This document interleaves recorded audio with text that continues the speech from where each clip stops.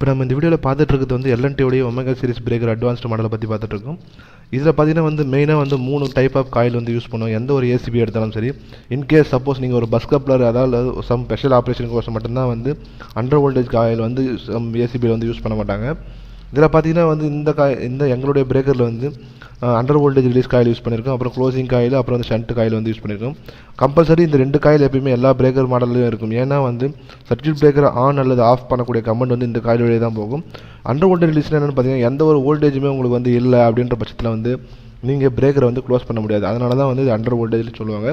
இது ஒரு type of breaker on பண்ணாமல் இருக்கிறதுக்கு தேவையான ஒரு ப்ரொடெக்ஷன் தான். ஓகேங்களா? இது க்ளோசிங் ரிலீஸ்னா என்னென்னு பார்த்தீங்கன்னா நம்மளுடைய பிரேக்கரை வந்து க்ளோஸ் பண்ணுறதுக்கு தேவையான மெக்கானிக்கல் கமெண்ட் வந்து இந்த காயிலேருந்து தான் போகும். இது வந்து க்ளோசிங் ரிலீஸ் சொல்லுவாங்க. ஷண்ட் ரிலீஸ் என்னென்னு பார்த்தீங்கன்னா வந்து நம்மளுடைய பிரேக்கரை வந்து ஆஃப் பண்ணணும்னு சொல்லக்கூடிய ஃபீட்பேக் வந்து இந்த காயில் வழியாக தான் வந்து நமக்கு வந்து அந்த மெக்கானிக்கல் இது வந்து ஆப்ரேட் பண்ணணும். இது வந்து நம்மளுடைய ஹேண்ட் லிவர். ஓகேங்களா?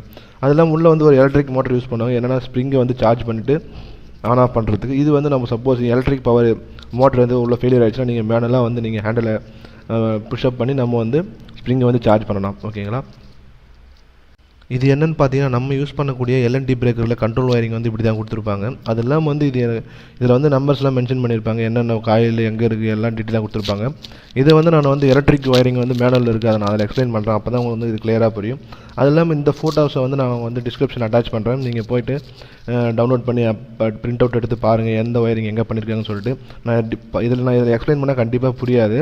வாங்க நம்ம எலக்ட்ரிக் ஒயரிங் டயக்ராம் எப்படி இருக்குன்னு சொல்லிட்டு நான் அதில் எக்ஸ்பிளைன் பண்ணுறேன். இந்த சர்க்யூட் பிரேக்கருடைய கண்ட்ரோல் ஒயரிங் வந்து நான் அதில் காமிச்சிருக்கேன்.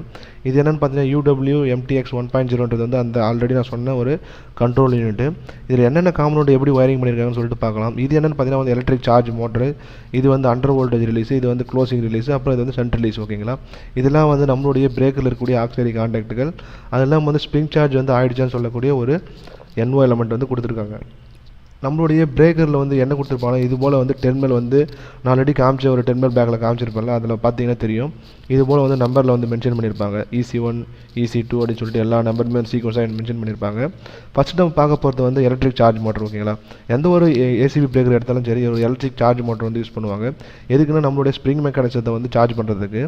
இதில் என்ன பண்ணுவோன்னா வந்து ஃபேஸ் அப்புறம் நியூட்ரல் கொடுத்தீங்கன்னா வந்து எலக்ட்ரிக் சார்ஜ் மோட்டர் ஸ்ப்ரிங் வந்து சார்ஜ் ஆகும். ஓகேங்களா? ஆட்டோமேட்டிக்காக. சப்போஸ் நீங்கள் வந்து இந்த மோட்டர் எதாவது ஃபெயிலியர் ஆகிடுச்சுன்னா நீங்கள் வந்து மேனுவலாக ஹேண்டில் அடித்து கூட நம்மளுடைய பிரேக்கரை வந்து ஸ்ப்ரிங் சார்ஜ் பண்ணலாம். இது வந்து ஒரு ஃபேஸ் கொடுத்துருப்பாங்க, இன்னும் 2 வந்து நியூட்ரல் கொடுத்துருப்பாங்க. எப்போல்லாம் வந்து ஸ்ப்ரிங் வந்து டிஸ்சார்ஜ் எப்படி சொல்கிறது, ஸ்ப்ரிங் வந்து க்ளோஸ் ஆகிட்டு டிஸ்எங்கேஜ் ஆகுது, அப்போ வந்து மறுபடியும் வந்து மோட்டர் ஆன் ஆகி நம்மளுடைய ஸ்ப்ரிங் வந்து சார்ஜ் பண்ணி கண்டினியூஸாக வச்சுக்கும். இது வந்து ஒரு ஃபேஸ் ஒரு நியூட்ரல் கொடுத்துருப்பாங்க. இது என்னென்னு பார்த்தா CH1 CH2ன்றது வந்து ஸ்ப்ரிங் சார்ஜ் இண்டிகேஷன். ஓகேங்களா? ஒரு சில சம் மேனுஃபேக்சர் என்ன பண்ணியிருப்பாங்கன்னா வந்து பிரேக்கருடைய ஸ்ப்ரிங் சார்ஜ் வந்து ஆயிருக்கான்னு சொல்லிட்டு பிரேக்கர்லேருந்தே நம்ம ஒரு ஃபீட்பேக் எடுத்துக்கலாம். என்ன கொடுத்துருப்பாங்கன்னா ஒரு ஃபேஸ் இது வழியாக கொடுத்து NO தானே இது, அதனால் என்ன பண்ணுவாங்கன்னா இது வழியாக எடுத்து நம்மளுடைய இண்டிகேஷன் லேம்பு கொடுத்துருப்பாங்க. நியூட்ரல் வந்து காமனாக இண்டிகேஷன் லேம்ப் கொடுத்துட்டு இது வழியாக ஃபேஸை கொடுத்து நம்மளுடைய பிரேக்கர் வந்து ஸ்ப்ரிங் சார்ஜில் இருக்கான்னு சொல்லிட்டு இண்டிகேஷன் லேம்ப் வந்து கண்ட்ரோல் பேனல் வந்து மவுண்ட் பண்ணியிருப்பாங்க. இது என்னென்னு பார்த்தீங்கன்னா 11 12 இது போல் இங்கே இருக்கக்கூடிய ஆக்சிலரி எல்லாமே வந்து எதுக்குன்னா நம்மளுடைய பிரேக்கர்லேருந்து போகக்கூடிய ஃபீட்பேக் கமெண்ட்ஸ்லாம் வந்து இதில் தான் இருக்கும். சப்போஸ் நீங்கள் வந்து ஒரு இன்டர்லாக் பண்ணுறதுக்கு, சப்போஸ் நீங்கள் இதுலேருந்து ஒரு PLC இன்புட்டோ பிரேக்கர் ஆனில் இருக்கா இல்லை ஆஃப் ஸ்டேட்டஸில் இருக்கான்னு சொல்லிட்டு டிஃப்ரெண்ட் டைப் ஆஃப் ஒயரிங் கோசம் வந்து இந்த இன்டர்லாக்லாம் யூஸ் பண்ணுவாங்க. ஓகேங்களா? இது என்னென்னு பார்த்தீங்கன்னா வந்து 11 12 வந்து இங்கே பார்த்தீங்கன்னா வந்து NO ஒரு எலமெண்ட் இருக்கும், NC இருக்குது. அதெல்லாம் வந்து 1 2ன்றது வந்து NO கொடுத்துருக்காங்க. அதே போல் வந்து நம்ம 4 டிஃப்ரெண்ட் அவுட்புட் வந்து நம்ம எடுத்துக்கலாம். இதெல்லாம் வந்து சம் PLCயோட கமெண்ட், சப்போஸ் பிரேக்கர் ஆனில் இருந்தால் வந்து PLC ஃபீட்பேக் கொடுக்குற மாதிரி வந்து ஃபீட்பேக்லாம் யூஸ் பண்ணுவாங்க. அது இல்லாமல் வந்து சப்போஸ் பிரேக்கர் ஆன் பண்ணிவிட்டு இன்டர்லாக் இது ஆன் பண்ணக்கூடாதுன்னா வந்து இது வழியாக வந்து ஃபீட்பேக்லாம் எடுத்திருப்பாங்க. இது வந்து ஆக்சிலரி கான்டாக்டுகள் NO NC வந்து இது போல் வந்து 8 செட்டு கொடுத்துருக்காங்க. சப்போஸ் நீங்கள் வேணும்னா நம்ம அடிஷ்னலாக சொல்லி நம்ம வாங்கிக்கலாம். அதுபோல் வந்து எக்ஸ்டென்ஷன் ஆஃப் எலிமெண்ட்டும் தனியாக இருக்குது. இதை பார்த்தீங்கன்னா கொடுத்துருக்காங்க auxiliary contact 4 NO and +4 NC. ஓகேங்களா? இது என்னென்னு பார்த்தீங்கன்னா வந்து D1 D2ன்றது வந்து அண்டர் வோல்டேஜ் ரிலீஸ். ஆல்ரெடி நான் சொல்லியிருக்கேன், அண்டர் வோல்டேஜ் ரிலீஸ்னால் வந்து எந்த ஒரு வோல்டேஜும் இல்லாத போது பிரேக்கரை ஆன் பண்ணக்கூடாது. அதுக்கான காயில் தான் வந்து இந்த அண்டர் வோல்டேஜ் காயில். இதில் பார்த்தீங்கன்னா D1 D2. ஓகேங்களா? இதில் நீங்கள் ஃபேஸ் அப்புறம் வந்து இதில் நியூட்ரல் கொடுத்துருப்பாங்க. அப்போ கொடுத்தனா என்ன ஆகணும், under voltage release suppose power இருந்துச்சுன்னா வந்து பிரேக்கர் ஆன் பண்ணலாம். இந்த கண்டிஷன் வந்து சாட்டிஸ்ஃபைட் ஆகலைன்னா என்ன பண்ணணும்னா பிரேக்கரை வந்து ஆன் பண்ண முடியாது. இது வந்து அண்டர் வோல்டேஜ் காயிலுக்கான சப்ளை. இங்கே கொடுத்துருக்க மாதிரி UV ரிலீஸு. அடுத்து பார்க்க போகிறது வந்து க்ளோசிங் ரிலீஸ். இது எதுக்கு யூஸ் ஆகுதுன்னு பார்த்தீங்கன்னா நம்மளுடைய சர்க்யூட் பிரேக்கரை க்ளோஸ் பண்ணுறதுக்கு யூஸ் பண்ணக்கூடிய ஒரு காயில் தான் இது. இது எனக்கு கொடுத்தாங்கன்னா A1 A2 ஓகேங்களா. இதுலேயே வந்து ஃபேஸ் நியூட்ரல் கொடுத்தீங்கன்னா வந்து என்ன ஆகணும், சப்போஸ் கொடுத்தீங்கன்னா நம்மளுடைய காயில் வந்து எனர்ஜிஸ் ஆகி நம்மளுடைய பிரேக்கர் வந்து க்ளோஸ் பண்ணும். இதுதான் வந்து க்ளோசிங் ரிலீஸ்க்கான நம்பர். இது வந்து A1 A2ன்னு சொல்லிட்டு அந்த டெர்மினல் பேக்கில் மென்ஷன் பண்ணியிருப்பாங்க. இது என்னென்னு பார்த்தீங்கன்னா வந்து ஷண்ட் ரிலீஸ் ஓகேங்களா. நம்மளுடைய பிரேக்கரை வந்து ஆஃப் பண்ணுறதுக்கு தேவையான கமெண்ட் வந்து இந்த ஷண்ட் ரிலீஸ் காயிலேருந்து தான் போகும். இதில் பார்த்தீங்கன்னா TCSன்னு போட்டிருக்காங்க பார்த்தீங்கன்னா, TCS அப்புறம் C2ன்றது வந்து அதுக்கான ஃபீட்பேக் ஒயரிங்கு. அதெல்லாம் நான் நம்மளுடைய ஒயரிங்கை வந்து டயக்ராம் வந்து நான் எக்ஸ்பிளைன் பண்ணுறேன், உங்களுக்கு வந்து ஈஸியாக புரிஞ்சிடும். இதெல்லாம் எல்லாமே வந்து டிஃப்ரெண்ட் டைப் ஆஃப் நம்ம இங்கே சொன்ன UW MTX 1.2 1.5 அப்புறம் 2.5ன்னு சொல்லிட்டு டிஃப்ரெண்ட் டைப் ஆஃப் மாடல் இருக்குது. இந்த அக்சசரிஸ் எல்லாமே வந்து நம்ம ரெக்யர்மெண்ட்டுக்கு ஏற்ற மாதிரி வந்து நம்ம சொன்னோன்னா அதுக்கு தகுந்த மாதிரி டிசைன் பண்ணி கொடுப்பாங்க. மோஸ்ட்லி வந்து இதெல்லாம் யூஸ் பண்ண மாட்டாங்க. சப்போஸ் நீங்கள் ஃபியூச்சர் ஏதாச்சும் நிறைய ஃபீட்பேக் எடுக்கணுன்ற பட்சத்தில் வந்து இதை கொடுத்துருப்பாங்க. சப்போஸ் நீங்கள் வந்து வாங்கும்போதே வந்து சொல்லணும், எங்களுக்கு வந்து இது போல் இந்த அலாரம் இது போல் ட்ரிப்பு எலக்ட்ரிக் பொசிஷன் இண்டிகேஷன்லாம் வேணும்னு சொன்னீங்கன்னா இந்த எக்ஸ்டென்ஷன் வந்து தனியாக அந்த பிரேக்கிலே மவுண்ட் பண்ணி கொடுப்பாங்க. பேசிக்காக இருக்கக்கூடிய காம்பனன்ட்ஸ் எல்லாமே வந்து இது வரல தான் இருக்கும் ஓகேங்களா. ஒரு எலக்ட்ரிக் சார்ஜ் மோட்டருக்கான சப்ளை இருக்கும், அப்புறம் வந்து ஸ்விங் சார்ஜ் இண்டிகேஷன் கொடுத்துருப்பாங்க, அப்புறம் வந்து ஆக்சிலரி கான்டாக்ட் வந்து 4 NO 4 NC கொடுத்துருப்பாங்க. அது இல்லாமல் வந்து ஒரு அண்டர் வோல்ட் ரிலீஸுக்கான சப்ளை வந்து கொடுத்துருப்பாங்க, அப்புறம் வந்து க்ளோசிங் ரிலீஸ், அப்புறம் வந்து ஷண்ட் ரிலீஸ் ஓகேங்களா. இதுதான் நம்மளுடைய பேசிக்காக இந்த ஒமேகா சீரிஸ் பிரேக்கில் இருக்கக்கூடிய கண்ட்ரோல் ஒயரிங்கு. நான் வந்து நம்மளுடைய ஒயரிங் வந்து எக்ஸ்பிளைன் பண்ணுறேன். இது நீங்கள் பேசிக்காக அண்டர்ஸ்டாண்ட் ஆகுங்க. இதை பார்த்துட்டு அதை பார்த்தீங்கன்னா வந்து ஈஸியாக புரியும் ஓகேங்களா. ப்ரீவியஸாக வந்து நம்மளுடைய கண்ட்ரோல் ஒயரிங்னால் எப்படி கொடுத்துருக்காங்கன்னு சொல்லிட்டு பார்த்தோம். பட் ஆனால் நம்மளுடைய ஒமேகா சீரிஸ் ஏசிபி பிரேக்கரில் வந்து இப்படி தான் வந்து நம்மளுடைய டெர்மினல் பிளாக் கொடுத்துருப்பாங்க. இதில் பார்த்தீங்கன்னா வந்து எலக்ட்ரிக் சார்ஜுக்கு வந்து நீங்கள் EC1 EC2 இது வந்து ஃபேஸ் நியூட்ரல் கொடுத்தீங்கன்னா வந்து எலக்ட்ரிக் சார்ஜுக்கான சப்ளை வந்து இங்கே தான் இந்த டெர்மினல் தான் கொடுக்கணும். சார்ஜ் இண்டிகேஷனுக்கான ஃபீட்பேக் இதில் கொடுத்துருப்பாங்க. NO வழியாக வந்து நம்ம கொடுத்து இண்டிகேஷன் லேம்ப் வந்து வேணும்னு எடுத்துக்கலாம். இதில் கொடுத்துருக்காங்க பாருங்கள், auxiliary contact NC, auxiliary contact NO. இதெல்லாம் வந்து அந்த நம்மளுடைய ஏசிபி பிரேக்கருக்கு மேலே இருக்கக்கூடிய டெர்மினல் பிளாக்கோட இது தான் நம்பர்ஸ்லாம் காமிச்சிருக்காங்க.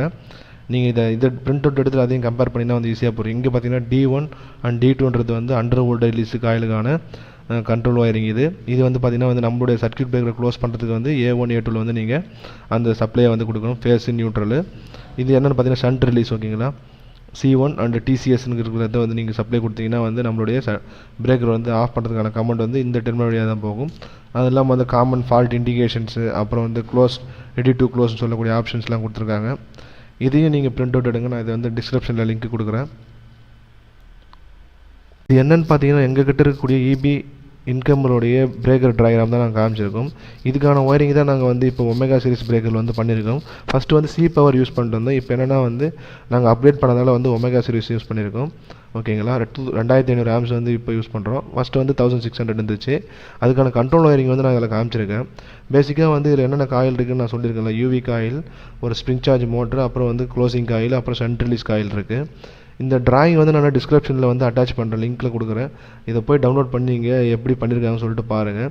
ஏன்னா ஒவ்வொரு கம்பெனியில் வந்து டிஃப்ரெண்ட் டைப் ஆஃப் இன்டர்லாக், அப்புறம் வந்து சம் PLC மூலியம் ஆன் பண்ணுற மாதிரி வச்சுருப்பாங்க. Suppose push buttons, different type of combination of இன்டர்லாக்லாம் பண்ணியிருப்பாங்க. இது வந்து எங்கள் இண்டஸ்ட்ரியில் பண்ணியிருக்கக்கூடிய கண்ட்ரோல் ஒயரிங் தான் நாங்கள் இதில் காமிச்சிருக்கோம். இதில் பார்த்தீங்கன்னா DG1 DG2 அப்புறம் வந்து பஸ் கப்ளர், இந்த மூணுமே வந்து க்ளோஸில் இருந்தால் மட்டும்தான் வந்து நீங்கள் இந்த பிரேக்கரை வந்து ஆன் பண்ண முடியும். சப்போஸ் இது எங்கே இருக்குதுன்னு பார்த்தீங்கன்னா DGயோடைய இன்கமர் பிரேக்கர் நான் சொன்ன ஆக்சிலரி கான்டாக்டோடைய இதெல்லாம் ஃபீட்பேக்ஸ் இதெல்லாம். சப்போஸ் அந்த ஜென்ரேட்டர் ஆன் ஆகிட்டு இருக்குது, அப்போ வந்து நீங்கள் இதை க்ளோஸ் பண்ணிங்கன்னா வந்து க்ளோஸ் ஆகக்கூடாது.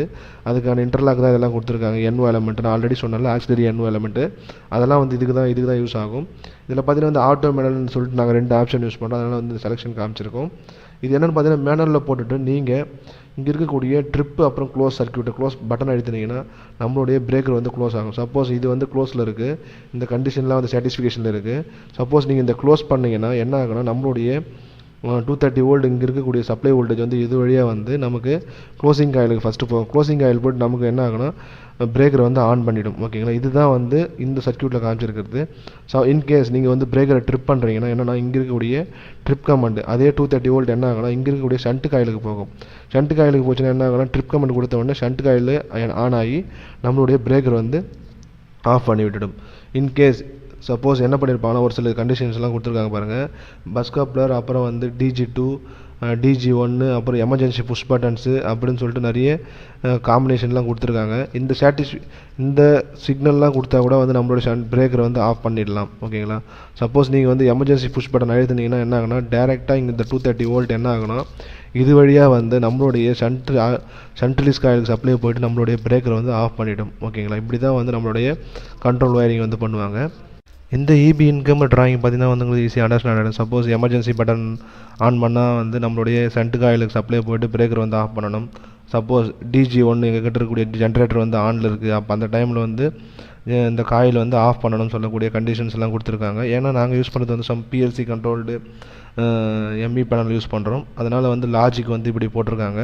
இன்கேஸ் நீங்கள் வந்து இங்கே இருக்கக்கூடிய செலக்டர் சுவிட்சை வந்து ஆட்டோவில் போட்டிங்கன்னா எல்லாமே ரிலே காம்பினேஷனில் PLC வந்து அதுக்கேற்ற மாதிரி ஆப்ரேட் பண்ணும். ஓகேங்களா. இதுதான் வந்து நம்மளுடைய பேசிக்காக இருக்கக்கூடிய வயரிங் டயக்ராமு. அது இல்லாமல் வந்து நான் சொன்ன மாதிரி யூவி காயிலுக்கு ஒரு இங்கே பார்த்தீங்கன்னா சொன்ன மாதிரி இங்கே என்ன ஆகுது 230 வோல்ட்டு கொடுத்துருக்காங்க. நியூட்ரல் வந்து காமன் பண்ணியிருக்காங்க. பார்த்தீங்கன்னா யூவி காயில், அப்புறம் மோட்ரு, அப்புறம் க்ளோசிங் காயிலுக்கு ஷண்ட் காயில், நாலுத்துக்குமே என்ன பண்ணிருக்காங்க நியூட்ரல் வந்து காமனாக வந்து லூப் பண்ணிட்டாங்க. நம்மளுடைய ஃபேஸை வந்து கொடுக்குற காம்பினேஷனை பொறுத்து வந்து மோட்டருக்கு சார்ஜிங், அப்புறம் வந்து யூவி காயில் சார்ஜிங்கு, அப்புறம் வந்து க்ளோசிங் காயில், ஷண்ட் காயிலெலாம் சப்ளை போகும். இங்கே பார்த்தீங்கன்னா வந்து அண்டர் வோல்டேஜ் காயில் காமிச்சிருங்க. சப்போஸ் இந்த காயிலுக்கு சப்ளை வரலன்னா வந்து நம்மளுடைய பிரேக்கர் வந்து ஆன் பண்ண விடாது. ஓகேங்களா. இந்த டிராயிங் வந்து நான் டிஸ்கிரிப்ஷனில் கொடுக்குறேன். இதுபோல் வீடியோஸ் வந்து நம்ம சேனல் நிறைய வந்துட்டுருக்கு. நம்ம சேனல் சப்ஸ்கிரைப் பண்ணாத இருந்தோன்னா தயவுசெய்து சப்ஸ்கிரைப் பண்ணுங்கள். ஒரு பிகினர் லெவலில் இருக்கவங்க வந்து கண்டிப்பாக வந்து இந்த சேனல் வந்து ரொம்ப யூஸ்ஃபுல்லாக இருக்கும். இந்த வீடியோ பார்த்து ரொம்ப நன்றி ஃப்ரெண்ட்ஸ். தேங்க்யூ.